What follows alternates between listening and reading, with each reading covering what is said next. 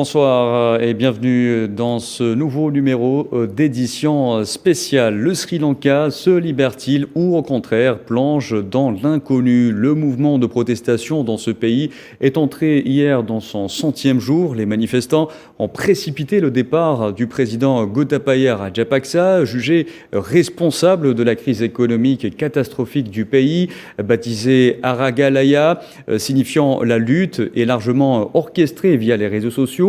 La campagne pour exiger le départ de Rajapaksa avait commencé le 9 avril dernier. Des dizaines de milliers de manifestants provenant de tout le pays avaient alors dressé un campement devant les bureaux de la présidence dans la capitale Colombo. La crise économique qui se traduit par de sévères pénuries d'aliments, de médicaments, de carburant et d'électricité a uni dans la haine de Rajapaksa et de son clan familial. La majorité singalaise, bouddhiste et des minorités tamoules et musulmanes, des groupes ethniques jusque-là irréconciliables. Le 9 juillet dernier, la foule a pris d'assaut le palais de Rajapaksa qui a dû fuir précipitamment pour mieux comprendre ce qui se passe au Sri Lanka. Nous accueillons aujourd'hui Gamal Abina, expert en questions internationales. Bonsoir. Bonsoir. Est avec nous également Tawfiq Hamel, docteur en histoire militaire, spécialiste des questions internationales. Bonsoir à vous. Bonsoir. Alors messieurs, avant d'entamer les questions, en retour sur les 100 jours de manifestation au Sri Lanka avec Leila Ghertal. Ce dimanche marque le 60e jour du mouvement de protestation au Sri Lanka. Les manifestants qui ont précipité la chute du président Gotabaya Rajapaksa, jugé responsable de la crise économique catastrophique du pays, ne décolèrent pas et braquent désormais cette colère sur son successeur. Ce qui était une protestation juste contre la classe politique de l'ancien président et de ses frères s'apparente aujourd'hui à un vrai mouvement de rejet général. Ce mouvement baptisé Aragalaya, ou la lutte, est largement orchestré via les réseaux sociaux. La campagne pour exiger le départ de Rajapaksa avait commencé, rappelons-le, le 9 avril dernier, où des dizaines de milliers de manifestants provenant de tout le pays avaient dressé un campement devant les bureaux de la présidence dans la capitale Colombo. Le mouvement était donc initialement censé durer 2 jours, mais les organisateurs, surpris par l'affluence beaucoup plus forte que prévu, avaient décidé de maintenir le campement indéfiniment. La crise économique qui se traduit par de sévères pénuries d'aliments, de médicaments, de carburant et d'électricité a uni dans la haine de Rajapaksa et de son clan familial. La majorité cinglante bouddhiste et les minorités tamoules et musulmanes, des groupes ethniques jusque-là irréconciliables. Le Premier ministre Ranil Wickremesinghe, qui assure l'intérim à la tête de l'État et qui est soutenu par le parti de Rajapaksa, le SLPP, est considéré comme le favori pour lui succéder lorsque le Parlement élira un nouveau président le 20 juillet prochain. Ces effets d'annonce n'auront pas servi à obtenir l'effet escompté et encore moins d'absorber la haine des Sri Lankais qui ne veulent plus avoir affaire à l'ancien président. Ni à ses favoris, ni à ses proches, mais ne veulent qu'une chose, en découdre avec un système corrompu où le peuple était loin d'être une priorité. Retour à vous à mes invités, Gamal Abina et Tawfiq Hamel. Tout d'abord, Gamal Abina, réfugié à Singapour, Rajapaksa a annoncé sa démission, devenue officielle vendredi. Il est membre d'un clan qui dominait la vie politique sri-lankaise depuis des décennies. Son frère Mahinda a été auparavant le président du pays, une décennie durant. Qui sont donc les frères Rajapaksa? Ce sont des gens qui ont effectivement fait leur lettre de noblesse dans l'armée. Ce ne sont pas des politiques classiques. Ce sont des politiques qui ont réussi à se faire connaître lorsqu'ils ont éradiqué le mouvement de l'Ilan Tamul, qui était un mouvement donc terroriste, il faut les appeler comme ça, puisqu'il y avait énormément d'attentats à l'époque au Sri Lanka. Alors c'est un mouvement minoritaire des Tamouls qui revendiquait une démarche séparatiste, et on a donné crédit à ces deux frères, en l'occurrence, qui étaient issus de l'armée, d'avoir obtenu la liquidation de ce mouvement à l'extrême nord du pays. Donc il faut se souvenir très rapidement que l'Ilan Tamul avait même réussi à faire explosé dans un marché un Premier ministre à l'époque, donc c'est vous dire un peu le degré de violence qu'avait atteint le Sri Lanka, et ces hommes ont amené la paix civile. Ça donne un peu un sentiment une sorte de ambiguïté, une sorte de sentiment de perdre pour la nation, une sorte de perdre la morale de la nation. Malheureusement, avec le temps, évidemment, on s'est rendu compte qu'il y a eu beaucoup de difficultés, qu'ils avaient trusté le pouvoir, puisque un frère Premier ministre, l'autre président, enfin, ça vous donne un peu un étalage de la situation. Et aujourd'hui, effectivement, il y a une cessation compte tenu de la situation économique qui s'est dégradée à cause de choix politiques extrêmement douteux. Très bien, nous y reviendrons en détail. Toufiq Hamel, comment décrire aujourd'hui les frères Rajapaksa ? Alors, effectivement, du cas de l'arrivée des deux frères au pouvoir s'explique en partie par la situation un peu particulière de Sri Lanka. Il faut voir un peu, il faut inscrire le contexte, l'histoire, le contexte actuel dans l'histoire de la Sri Lanka. Alors déjà, c'est un pays qui est passé de la colonisation portugaise, ensuite néerlandaise et de 1802 jusqu'à la deuxième guerre, jusqu'à 1948 et passé sous la domination coloniale britannique. Et après la deuxième guerre mondiale, il faut avoir à l'esprit que au niveau des populations de Sri Lankaises, selon les estimations, on a presque 87% des habitants parlent le singalais et vous avez presque 28% qui parlent la langue tamoule. Ouais. C'est-à-dire que déjà, on est face à déjà, c'est un peu divisé sur le plan linguistique. Et justement, l'une des raisons qui a entraîné la guerre civile après la Deuxième Guerre mondiale, justement, c'est le fait que l'arrivée du parti souverainiste nationaliste au pouvoir a conduit les Tamouls à sortir et ont refusé qu'il n'y aura qu'une seule langue nationale. Il a fallu attendre la modification de 1977 pour que la langue tamoule soit inclue dans la Constitution. Mais globalement, la société sri-lankaise est très divisée. Ouais. D'accord. Sur le fond, en 2009, c'était en 2009 que les deux frères Rajapaksa sont arrivés au pouvoir. Et justement, c'était suite à un programme ultra sécuritaire. À l'époque, elles étaient soutenues par le Pakistan, en tout cas, a été soutenu par le Pakistan et la Chine. Et a mené une guerre atroce. Selon les estimations, on parle de victimes de 40 000 victimes. Ça, c'est selon les estimations. Et c'est vrai qu'en tout cas, c'est l'une des réalisations, c'est le fait qu'elles ont conduit à la disparition des tigres tamouls. C'était le 17 mai 2009 que les tigres tamouls ont cessé de combattre et cela leur a donné justement un certain crédit aux yeux. Pourquoi ils sont détestés autant au Sri Lanka aujourd'hui, les frères Rajapaksa ?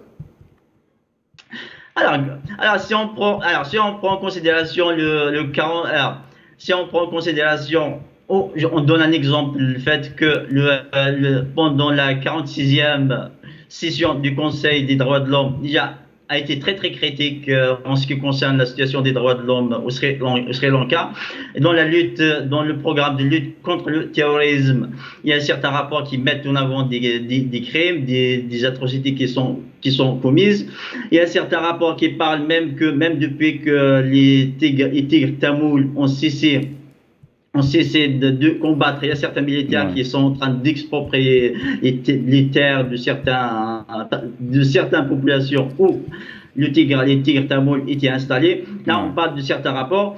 Et il me semble que l'une des raisons principales, il faut inclure également les conséquences de la crise Covid-19. Certes, ça veut dire que d'une part, il y a des conséquences, il y a des facteurs qui sont liés principalement à la Sri Lanka, mais il faut inclure les conséquences globales qui sont dues d'une part à la crise Covid-19 et la guerre en Ukraine qui ont aggravé largement la situation. Très bien, nous y reviendrons plus tard dans l'émission, Toufiq Hamel. Je reviens à Gamal Abina.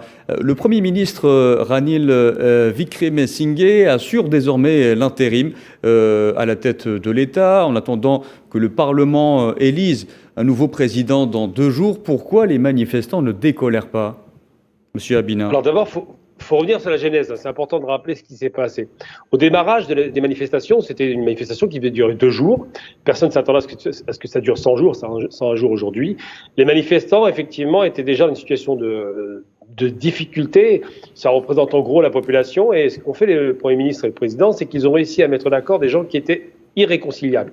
On voit, par exemple, des Tamouls qui étaient plus ou moins d'accord avec des musulmans, qui étaient d'accord avec les catholiques, qui étaient d'accord avec la majorité bouddhiste. C'est vous dire que réellement, ce qui s'est passé, c'est qu'ils ont agrégé autour d'eux des gens qui ne l'attendaient pas. C'est un groupe de manifestants qui n'était pas nombreux au départ, et toute la société s'est coalisée pour des raisons qui sont multiples pour pouvoir en parler. Il y a 7 grands facteurs qui ont conduit à ces catastrophes, et parce qu'effectivement, il y a le caractère dynastique évidemment du pouvoir, mais surtout parce que les conditions économiques n'ont pas cessé de se dégrader sur plusieurs aspects, qui ont eu un impact direct et indirect. Aujourd'hui, on parle vraiment de pénurie. C'est quand même extraordinaire dans un pays, ça rappelle un peu le Liban d'ailleurs, de pénurie de médicaments parce qu'ils ne peuvent plus les payer, n'ont plus l'argent pour les payer. Ce pays est en cessation de paiement, ils sont en faillite. Si on prend vraiment les termes exacts, ça rappelle un peu la crise argentine dans les années 90. C'est un pays qui est en faillite. C'est un pays qui est plus payé de gaz, plus payé de pétrole. Et en plus, le gaz et le pétrole se sont envolés à cause de la crise ukrainienne. C'est un pays qui a fait des choix agricoles qui ont été extrêmement douteux parce que malheureusement, le pays n'était pas préparé à passer au bio. Et bien parce qu'il n'avait plus d'argent pour acheter les engrais, ils ont dit on fait du bio.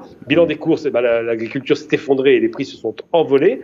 Une population qui souffre, c'est un pays qui n'a plus de pétrole. Donc tout ce qui est petit taxi qui était traditionnellement ceux qui transportaient les populations ne peuvent plus aller à la pompe à essence, sinon attendre 3, 4, 5, 6 heures. Enfin, c'est devenu un véritable enfer pour eux. Donc ils ont agrégé toute la société contre eux, qui se sont mis d'accord contre ce Premier ministre, ce président. Le Premier ministre Mahinda et le président Gotabaya. Mais après avoir poussé le président au départ, pourquoi les manifestants aujourd'hui ne décolèrent pas? Pourquoi campent-ils toujours devant les principales institutions et symboles de l'ancien régime?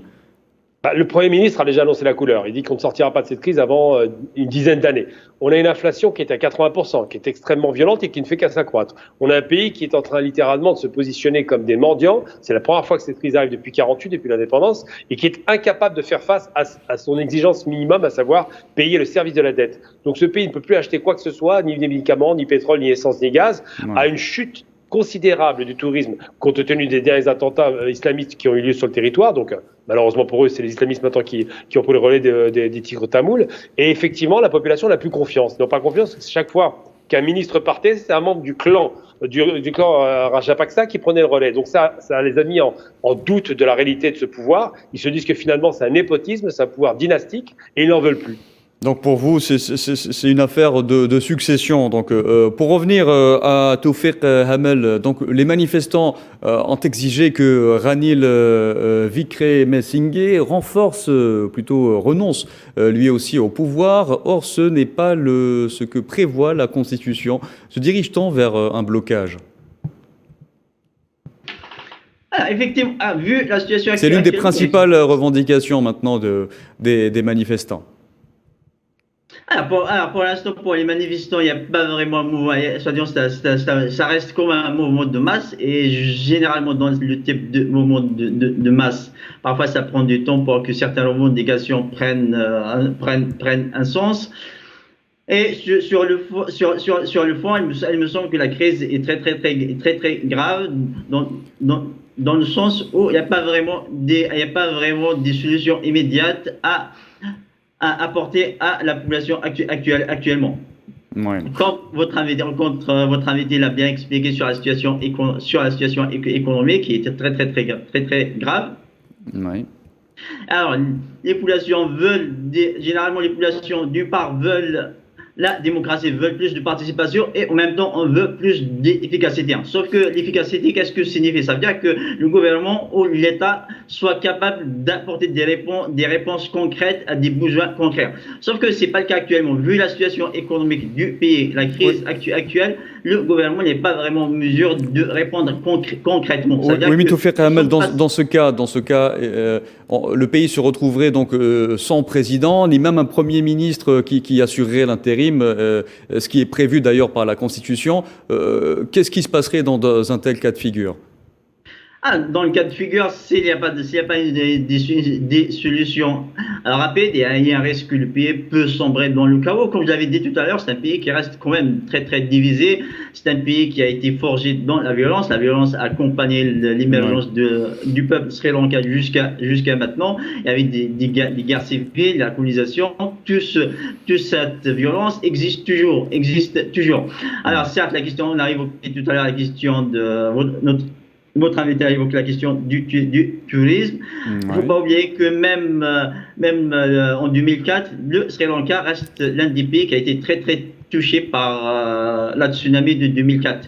Selon l'estimation, on parle de 31 000 morts ou de disparus pendant le tsunami. Très bien. C'est-à-dire que sur le fond, c'est un pays qui est passé d'un extrême à l'autre, d'une crise à l'autre. Et actuellement, et en fait, c'est très très difficile de voir comment le pays peut survivre sans une aide importante de la part de la communauté internationale. Très bien. Gamal Abina, on le sait, le président par intérim du Sri Lanka a renouvelé l'état d'urgence, notamment pour sécuriser le Parlement. Avant le vote de ce mercredi, que se passera-t-il si un envahissement venait à se reproduire et que ce vote n'ait pas lieu dans le délai prévu par la Constitution ? Alors, je suis plutôt pessimiste sur les termes constitutionnels parce qu'en vérité, les manifestants se moquent complètement de ce que dit la Constitution aujourd'hui. C'est des gens qui souffrent, c'est des gens qui ont faim, c'est des gens qui ne peuvent plus se soigner, qui ne peuvent plus se déplacer, des gens qui ne voient plus de touristes, évidemment, parce qu'avec la crise Covid, ça a accéléré la désertion du Sri Lanka qui avait été déjà boudé en 2019 avec les attentats. Donc, ils ne sont plus en mesure d'écouter quoi que ce soit. Aujourd'hui, les manifestants sont en rupture totale et se sont agrégés avec tous les courants religieux qui se sont mis d'accord là-dessus pour dire on en finit. Alors, j'ai envie de dire est-ce que c'est grave ? Oui, c'est grave parce que ça annonce d'autres mouvements comme ça à travers le monde. On s'attend effectivement à plusieurs pays qui vont être en rupture avec leur pouvoir et qui vont demander à ce que tout le monde parte. Des pays de la région ? Pas nécessairement la région. On a vu le Liban, vous avez vu ce qui s'est passé au Liban. Il y a des pays qui sont en train il y a beaucoup de manifestations prévues un peu partout, qui sont en rupture parce que les difficultés sont en train de s'amonceler les unes derrière les autres. On voit bien même en Europe, on trouve quelques manifestations qui sont de plus en plus en colère par rapport à l'inflation qui décolle. Bon, les Sri Lankais, on est à 80%, donc on est vraiment dans une inflation Justement, l'origine, Monsieur Gabina, permettez-moi de vous interrompre, l'origine du soulèvement populaire au Sri Lanka est purement économique. Qu'est-il arrivé vraiment à l'économie de ce pays ? Alors l'économie s'est effondrée pour plusieurs aspects. D'abord, une des mannes de l'économie, c'était effectivement le tourisme qui souffrait déjà beaucoup. Colombo est une capitale très visitée, mais qui souffrait des successions d'attentats qui avaient eu lieu à l'époque de l'Ilan Tamoul, des Tigres Tamoul. Ensuite, ça s'est un peu calmé, puis ils ont commencé à parier dessus. La Chine a mis de l'argent, il ne faut pas l'oublier. L'Inde même a participé. On a des pays le Pakistan, des pays ont concouru à essayer de redresser ce pays, qui est un pays quand même symbolique en termes, c'est l'ancienne colonie évidemment, il y a plusieurs États qui ont colonisé ce territoire, qui est un territoire très disputé. Et aujourd'hui, on a un pays qui est largement fragmenté, parce qu'il y a à la fois tous ces courants confessionnels qui sont littéralement en opposition frontale. Je veux dire, les Tamouls n'ont rien de commun avec les musulmans, ils se détestent autant que les chrétiens, qui détestent autant les hindouistes, les bouddhistes, bref. Vous avez tous ces... Mais aujourd'hui, ils sont unis par les mêmes revendications. Le problème, c'est que l'unité qu'ils ont, c'est une unité de façade qui va être très rapidement mise à l'épreuve de la réalité, à savoir est-ce que le pouvoir pourra continuer, le partage du pouvoir, absolument. Et comme au Liban d'ailleurs, vous savez, il y a des pays qui ont, la Belgique par exemple, n'a pas eu de gouvernement pendant plus d'1 an.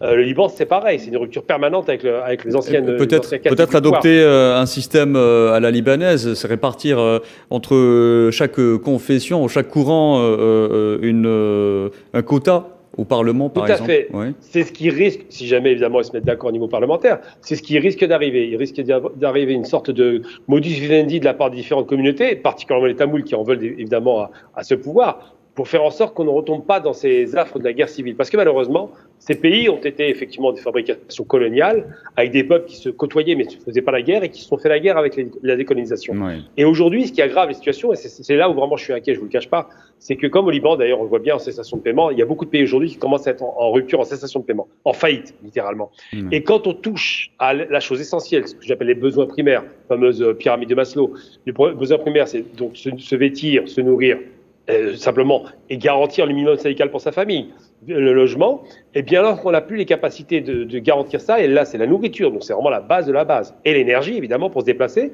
et bien on a une rupture totale entre la base sociale, les 22 millions donc, de Sri Lankais, et puis le pouvoir. Et ces 22 millions aujourd'hui sont d'accord pour en finir avec ce pouvoir qui a un caractère un peu quand même, pas despotique, mais tout de même, on sent bien que c'est la famille qui dirige, le Premier ministre, qui est le frère qui est soutenu par le parti au pouvoir. Tout à fait, le parti au pouvoir. On sent bien que c'est, en fin de compte, en substance, on voit bien que c'est un pays qui est réglé comme un système militaire, puisque c'est le militaire qui dirige. Ouais. Gamal Abina, je vais vous poser la même question. J'aimerais avoir votre avis là-dessus, mais j'aimerais d'abord la poser à Tawfiq Hamel. Alors, le Sri Lanka est criblé d'une dette de 51 milliards de dollars, dont 6,5 milliards de dollars dus à la Chine. Le pays pourrait recourir au FMI pour s'en sortir, mais est-ce la meilleure option? Généralement, la dette n'est pas toujours la meilleure solution. Mais ensuite, est-ce que le Sri Lanka a-t-il vraiment le choix? Actuellement, le pays fait face à une crise très très grave et comme je l'avais dit, sans l'implication de la communauté internationale, c'est difficile de voir dans quelle mesure le pays peut s'en sortir.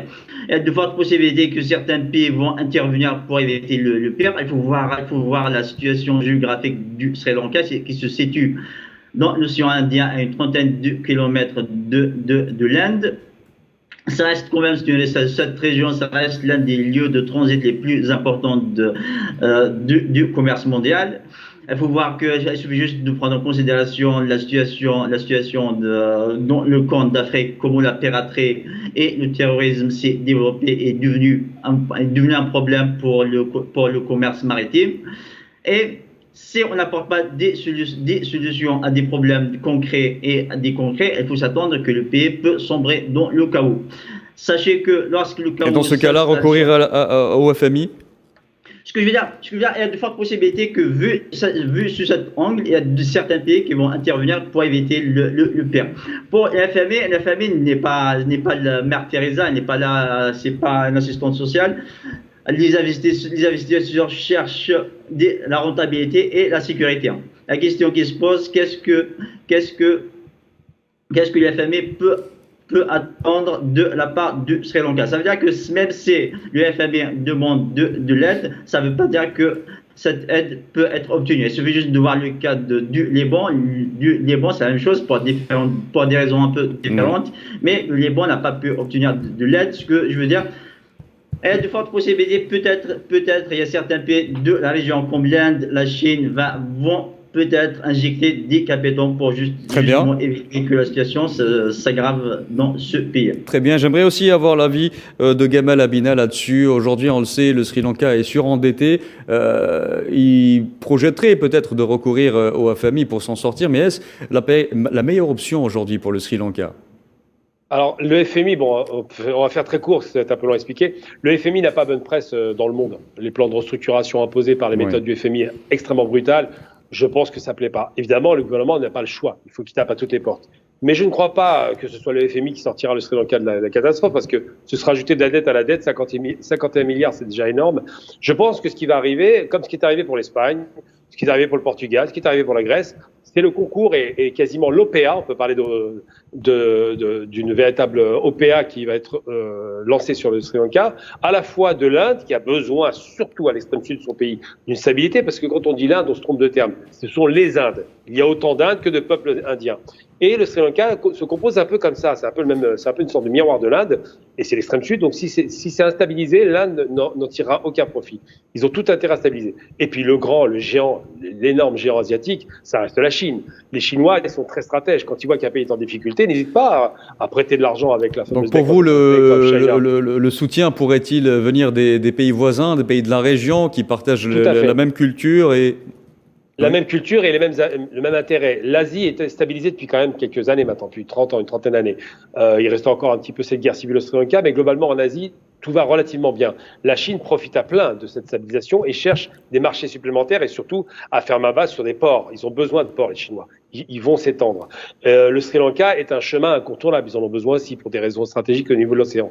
Donc je pense que le concours de la Chine se fera naturellement, de l'Inde évidemment, puisqu'ils sont en fin d'accord. C'est plutôt étonnant, mais enfin la Chine et l'Inde, qui font partie des BRICS, sont d'accord sur ce terrain-là et vont certainement sauver le Sri Lanka d'une faillite annoncée, surtout une guerre civile possible. Ouais. Parce que le Sri Lanka a déjà traversé plusieurs guerres civiles et rien n'interdit de penser, comme au Liban d'ailleurs, que les guerres civiles reviennent. Mais ils vont intervenir, je pense. Très bien. Gamal Abina, il y a aussi un aspect important en attendant, et selon la Banque centrale de la Nation, l'inflation annuelle globale plutôt, est supérieure à 50% et l'inflation alimentaire est encore pire, à 80%. Que faut-il faire aujourd'hui pour freiner cet effondrement économique dans l'immédiat? Alors malheureusement, le seul moyen concernant l'inflation, c'est que le Sri Lanka puisse accéder à des fonds pour pouvoir acheter des engrais, parce que la récolte a été catastrophique. Ce passage d'une agriculture non biologique à la biologique s'est fait de façon violente et pas maîtrisée.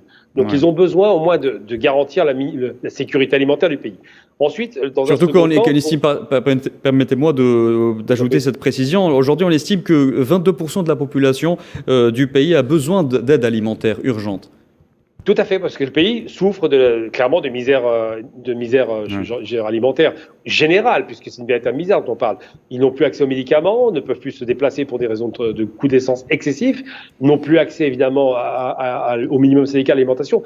Pourquoi ? Parce que c'est un pays agricole, c'est pas un pays qui avait raté sa transition, mais ils ont perdu 50% de leur production agricole pour les raisons que je vous ai expliquées, une agriculture bio pas assistée. Donc aujourd'hui, le pays est quasiment en cessation de paiement.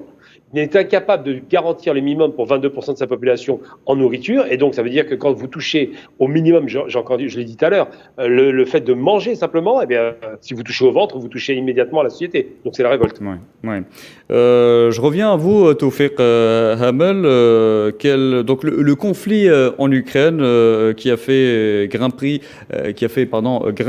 les prix, notamment des denrées alimentaires et des produits pétroliers, a-t-il asséné, selon vous, le coup de grâce à l'économie au Sri Lanka? Effectivement. Alors, en tout cas, c'était déjà la crise du Covid-19 a été un élément important qui a complètement changé l'économie mondiale. En tout cas, les chaînes d'approvisionnement mondiales ont été déjà bouleversées par la crise du Covid-19. Et la guerre en Ukraine a fait qu'aggraver ce problème. Déjà, à la base, l'économie mondiale commençait à connaître des difficultés très, très, très importantes depuis la fin des années 90, depuis les manifestations de Seattle. Et les événements qu'on a connus jusqu'à maintenant, elles n'ont fait qu'aggraver la situation de l'économie mondiale. Dans le cas de Sri Lanka, évidemment, encore un pays comme le Sri Lanka, c'est un pays de 65 600 km² avec une population de 22 millions, c'est un petit pays. Dans une grande partie de ses ressources dépendent de l'économie mondiale, notamment le tourisme. C'est un pays qui repose beaucoup sur l'importation, justement. Gamal Abina, pensez-vous que le conflit en Ukraine a-t-il asséné le coup de grâce au Sri Lanka ? Alors j'ai envie de dire, pour être honnête avec vous, moi, cette théorie selon laquelle les Russes et les Ukrainiens seraient à l'origine de tout, m'insupporte, c'est faux. Ce qui a asséné le coup de grâce au Sri Lanka, c'est bien la crise du Covid, mais pas seulement. Parce qu'il faut quand même avoir une vision globale, en vérité. Le tourisme, mais pas seulement le terrorisme. Vous avez tout un tas d'éléments, le surendettement, les choix hasardeux en termes d'agriculture. Mais ce qui a tué vraiment le Sri Lanka, c'est vrai que l'Ukraine, avec l'augmentation des prix du pétrole, du gaz, ça coûte très cher au pays. Et de la céréale, bien sûr, des céréales, puisque maintenant on spécule sur les céréales alors qu'elles ne sont pas du tout rares. Hein. Mais ce qui se pose comme question, c'est est-ce que le monde, parce que ce n'est pas le seul pays, la Tunisie souffre de ça par rapport aux céréales, est-ce que le monde aujourd'hui est en mesure de nourrir sa population sans avoir recours massif aux engrais chimiques? Est-ce que ce monde est en mesure de chauffer ou de déplacer sa population avec un pétrole, une quantité qui est finie et définie, et il suffit que 30% du marché mondial soit réduit avec la Russie pour qu'on se retrouve en catastrophe? Et bien moi je pense qu'on arrive à un seuil, et c'est bien que votre invité ait parlé de Seattle, où effectivement on consomme. Je crois que c'est à partir de juillet, la consommation mondiale est supérieure à ses capacités de production. C'est là la question qui se pose. On est bientôt à 8 milliards d'habitants. On a des crises cycliques qui arrivent, des crises chroniques, et on met tout ça sur le dos des Ukrainiens, mais c'est un peu léger comme explication. Donc, l'Ukraine n'explique pas la surenchérissement de la vie, puisque l'inflation a démarré avant la crise ukrainienne. Mais indirectement, ne pensez-vous pas qu'il y ait un lien entre la crise en Ukraine et l'effondrement de l'économie au Sri Lanka? Vous avez parlé de l'agriculture, par exemple. Le Sri Lanka a épousé une politique portée vers le biologique qui n'a pas porté ses fruits, pour ne pas dire accéléré la crise. Or, les engrais sont devenus indispensables aujourd'hui. Tout à fait. Le lien direct, il est simple. C'est que la crise ukrainienne a révélé une crise qui était déjà là. C'est-à-dire qu'aujourd'hui, on est dans une économie qui est mondiale, une économie planifiée, une économie où toutes les économies sont interdépendantes. Et il suffit qu'un élément économique soit en rupture pour qu'on se retrouve avec des envolées de cours incroyables en termes de spéculation. Ouais. Et c'est vrai que la crise ukrainienne a révélé des vérités qui a mis à nu un petit peu, ouais, la fragilité. Tout à fait, mais ce n'est pas la crise ukrainienne. C'est-à-dire que si ce pays était bien géré, ça n'a pas été le cas, il ne se serait pas retrouvé dans une telle situation. Gamal Abina, merci beaucoup d'avoir répondu à nos questions. Je vous remercie également Tawfiq Hamel. Gamal Abina, qui est expert en questions internationales. Tawfiq Hamel, vous êtes docteur en histoire militaire, spécialiste des questions internationales. Merci d'avoir participé à cette émission. Merci à vous de nous avoir suivis. Cette émission touche à sa fin. Rendez-vous à 19h avec le journal en français présenté par Nouhad Belkhadem.